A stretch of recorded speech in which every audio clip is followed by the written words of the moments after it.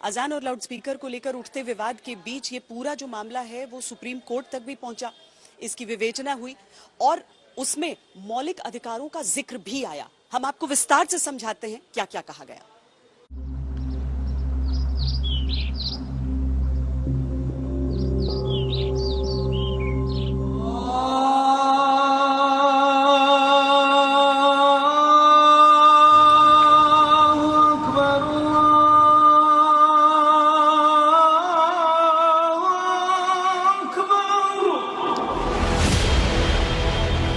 अजान के लाउडस्पीकर्स की आवाज को लेकर विवाद अब आक्रामक रूप अख्तियार करता जा रहा है। ऐसा नहीं है कि यह मामला पहले नहीं उठता था, पहले भी यह मामला उठा और अदालतों तक गया और उन पर सुनवाई के बाद फैसले लिए गए।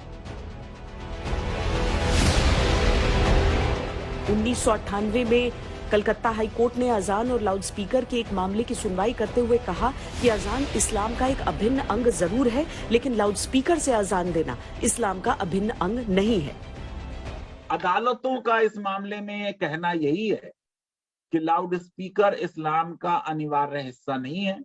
इसमें लाउड स्पीकर पर अजान देने का फंडामेंटल राइट अंडर आर्टिकल 25 नहीं है। लेकिन इसी फार्मूले से यह भी निकलता है, इन्हीं फैसलों से, कि हनुमान चालीसा को लाउड स्पीकर पे पढ़ने का भी कोई मौलिक अधिकार नहीं है। तो अगर अजान लाउड स्पीकर पर नहीं है तो फिर हनुमान चालीसा या कोई और भी कीर्तन या जागरण जो है वो लाउड स्पीकर पर नहीं होना चाहिए। एक धर्मनिरपेक्ष और मॉडर्न देश में बेहतर ये है कि धर्म घरों तक सीमित रहे और उसका पब्लिक डिमॉन्स्ट्रेशन ना हो।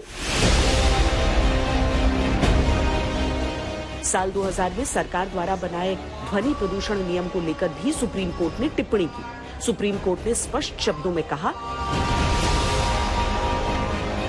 कि लाउडस्पीकर का इस्तेमाल करना आर्टिकल 19(1) के अनुसार नागरिकों के मौलिक अधिकारों में नहीं आता। अलबत्ता ध्वनि प्रदूषण नियम 2000 के अनुसार यह आर्टिकल 21 में दिए गए नागरिकों के उन मौलिक अधिकारों का उल्लंघन करता है जिसके अनुसार वो ये तय करते हैं कि उनको क्या सुनना है क्या नहीं। न ही यह आर्टिकल 25 के अनुसार धर्म का हिस्सा है। कोर्ट ने आगे कहा कि कोई भी धर्म ऐसी इबादत या पूजा की अनुमति नहीं देता जिससे दूसरों की शांति में खलल पड़े।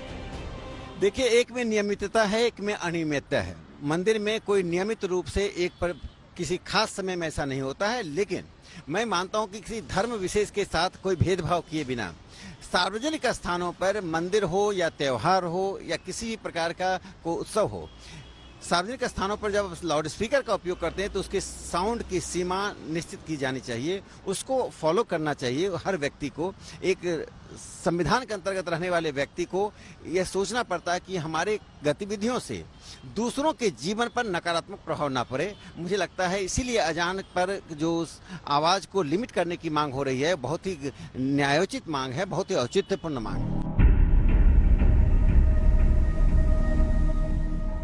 लाउडस्पीकर्स के इस्तेमाल पर ही सुनवाई करते हुए अगस्त 2016 में बॉम्बे हाईकोर्ट ने कहा था कि कोई भी धर्म या समुदाय लाउडस्पीकर या पब्लिक एड्रेस सिस्टम के इस्तेमाल को अपना मौलिक अधिकार नहीं कह सकता है। 26 जून 2018 को उत्तराखंड हाईकोर्ट ने लाउडस्पीकर्स के इस्तेमाल के लिए 5 डेसिबल लिमिट तय कर दी। दिलचस्प यह है कि एक पिन के जमीन पर गिरने की आवाज 10 डेसिबल होती है। कोर्ट ने उत्तराखंड सरकार को निर्देश दिया कि लाउडस्पीकर्स या पब्लिक एड्रेस सिस्टम का प्रयोग कोई भी धर्म या समुदाय बिना लिखित इजाजत के नहीं कर सकता। हालांकि जुलाई 2020 में उत्तराखंड हाई कोर्ट ने 5 डेसिबल लेवल वाले फैसले को बदलते हुए धार्मिक आयोजनों के लिए लाउडस्पीकर की इजाजत ये कहते हुए दे दी कि 5 डेसिबल लेवल की सीमा अदालत ने एक्सीडेंटल एरर के तहत तय की थी।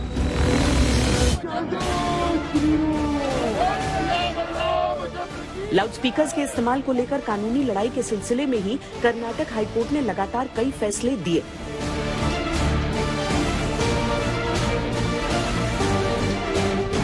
सितंबर 2018 में कर्नाटक हाई कोर्ट ने राज्य में 10 बजे के बाद लाउडस्पीकर्स के इस्तेमाल पर रोक लगा दी।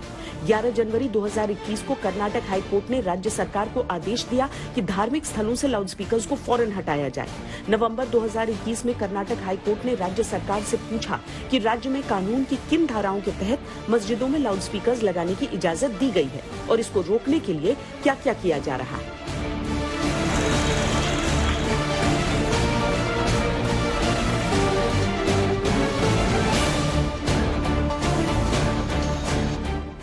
जुलाई 2019 में पंजाब और हरियाणा हाई कोर्ट ने भी राज्य में बिना इजाजत मंदिर, मस्जिद या गुरुद्वारे में लाउडस्पीकर्स के इस्तेमाल पर रोक लगा दी।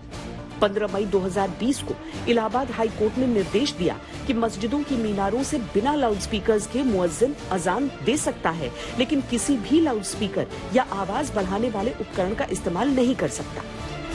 भारतवर्ष में मुसलमान प्रॉफिट के जमाने से ही आ गए थे और पिछले 100 सालों से जब से लाउड स्पीकर आया है, अजानें भी होती रहीं और उससे किसी को तकलीफ ना हुई। लेकिन अब अक्सर मैं देख रहा हूं कि एक ही मोहल्ले में अगर 10 मस्जिदें हैं तो 10 मस्जिदों से अजान हो रही है। ये मैं समझता हूं गैर जरूरी है।